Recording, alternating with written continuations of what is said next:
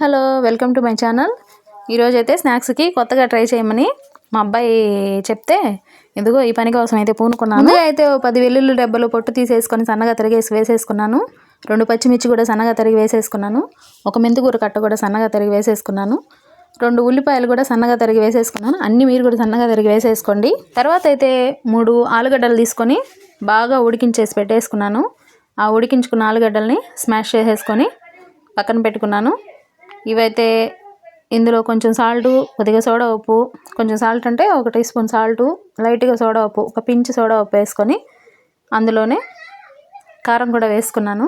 అంటే కారం లైట్గా వేసుకోండి, పచ్చిమిర్చి వేసున్నాం కదా అందుకని. ఇప్పుడు తరిగి పెట్టుకున్న పచ్చిమిర్చి, ఉల్లిపాయ అన్నీ కూడా అందులో వేసేసుకొని బాగా మిక్స్ చేసుకున్నాను. పిసికినట్లుగా అయితే కలిపేసుకోవాలి. ఆకుకూర కూడా వేసుకొని బాగా మిక్స్ చేసేసుకున్నాను. మిక్స్ చేసుకున్న దాంట్లో ఇదిగోండి మిక్స్ చేసుకుంటే ఇలాగ అయిపోయింది. తర్వాత 2 కప్పుల 1.5 కప్పు గోధుమ పిండి, ఒక అరకప్పు బియ్య పిండి, ఒక 2 టీ స్పూన్ల అన్నట్టు మర్చిపోయాను, ఛానల్ సబ్స్క్రైబ్ చేసుకోండి, లైక్ చేయండి, షేర్ చేయండి.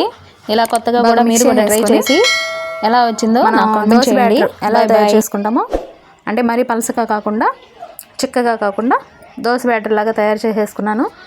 మరి పెనం పెట్టుకున్నాను. మీడియం ఫ్లేమ్ మీద 2 గరిటెల పిండి వేసుకొని ఆయిల్ 2 స్పూన్లు వేసుకొని మూత పెట్టుకొని బాగా ఉడికించండి. ఎందుకంటే గోధుమ పిండి కదా, బాగా సిమ్లోనే బాగా కాలుతుంది.